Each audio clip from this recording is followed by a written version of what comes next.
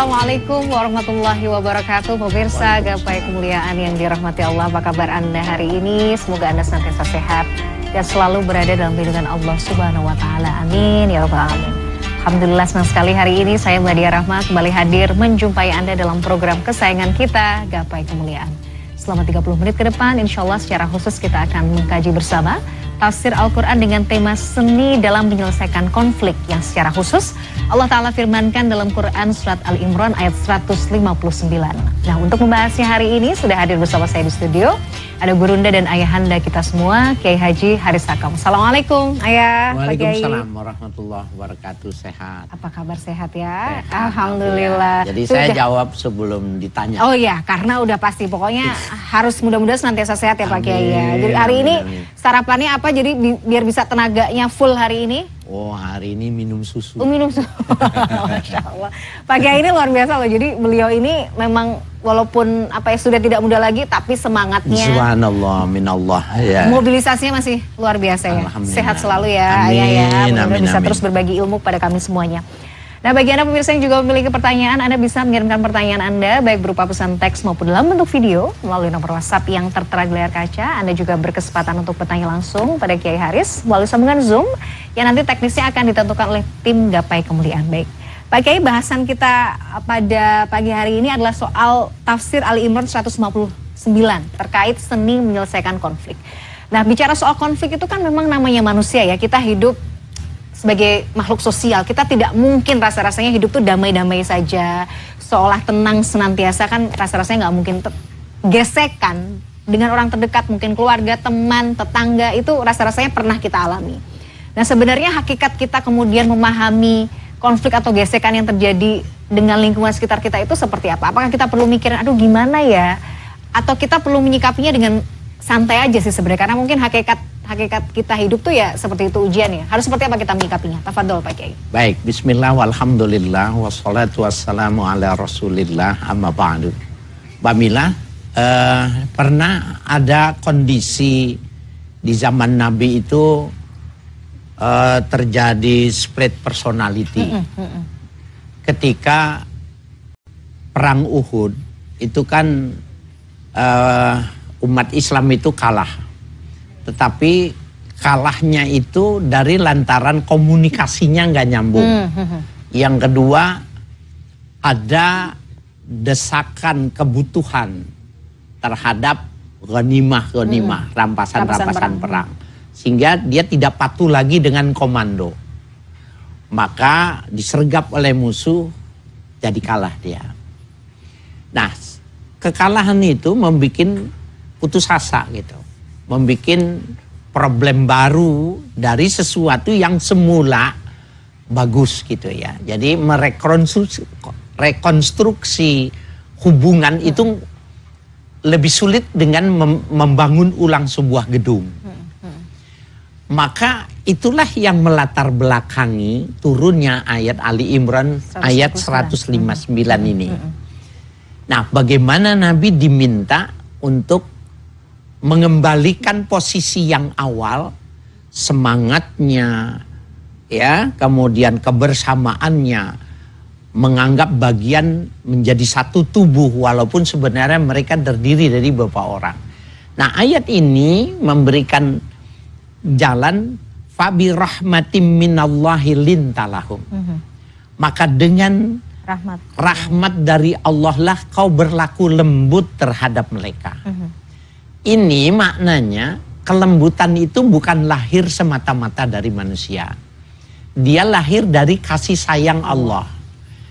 Nah, kasih sayang Allah yang diwujudkan dalam sebuah kesamaan, maknanya kelembutan. Ya, lintalahu kau berlaku lembut kepada mereka. Ya. Jadi orang yang lagi putus asa, orang yang lagi tidak sulit untuk, kan dia juga nggak mau dibilang salah kan, dia nggak mau dikecilkan karena memang peran itu, kalau perang itu kan sebuah konsep kebersamaan gitu. Nah, cara yang diajarkan Al-Quran atas problem solving yang mesti diselesaikan ini adalah pertama lembut. Dan kelembutan yang dimaksud itu adalah wujud dari minta kasih sayang Allah yang diwujudkan di dunia ini. Jadi kasih sayang Allah yang diwujudkan di dunia ini adalah kelembutan. Yang kemudian ayat ini mengatakan walau kunta fazzan ghalizal qalbi, dua tuh. Seandainya kau fazzan, itu fazzan itu fazazah itu fil mazahir. Hal-hal yang kekerasan yang sifatnya zahir. Jadi kekerasan verbal itu namanya fazzan. Kemudian ghalizul qalb, kekerasan hati itu disebut dengan qaswatul qalb. Keras hatinya. Jadi ada orang yang ngomongnya keras. Tapi hatinya enggak. Tapi ada orang yang ngomongnya lembut tapi hatinya keras. Itu maknanya gitu.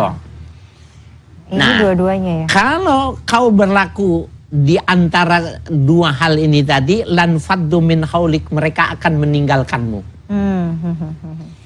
Nah, oleh karena itu, jadi kalau kita mau menjadi penengah atas sebuah problem yang ada di lingkungan kita, pertama kita minta perwujudan kasih sayang Allah yang berupa kelembutan.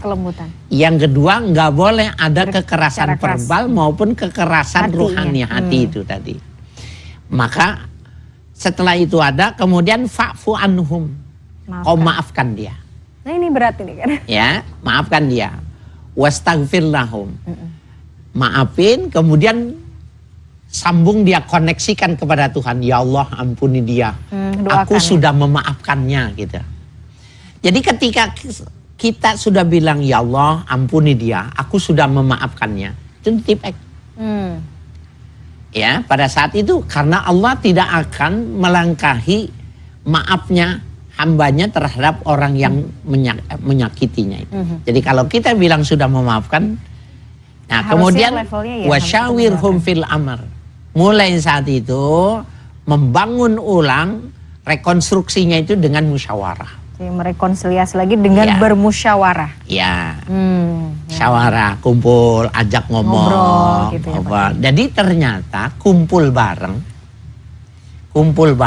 pendekatan warung kopi itu ada waktu ngopi berdua, ya pergi berdua, jalan berdua, itu penting. Nah, kalau kita ada beberapa pihak, maka sempatkan saja pergi ke tempat sesuatu yang kita yakin dua orang itu suka.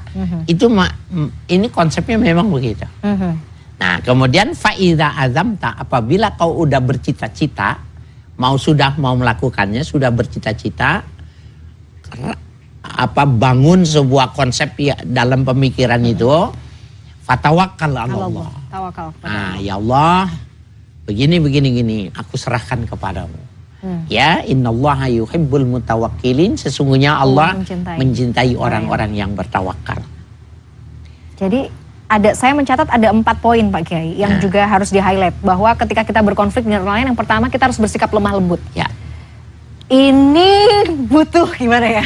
Ini butuh menekan ego yang luar biasa ya kan? Maksudnya apalagi misalnya yang berkonflik itu misalnya kita gitu. Jadi kan ketika memulai dan kita harus berlaku lemah lembut tuh berarti kita harus selesai dulu nih. Kan berarti sama emosi diri kita sendiri dong Pak Kiai.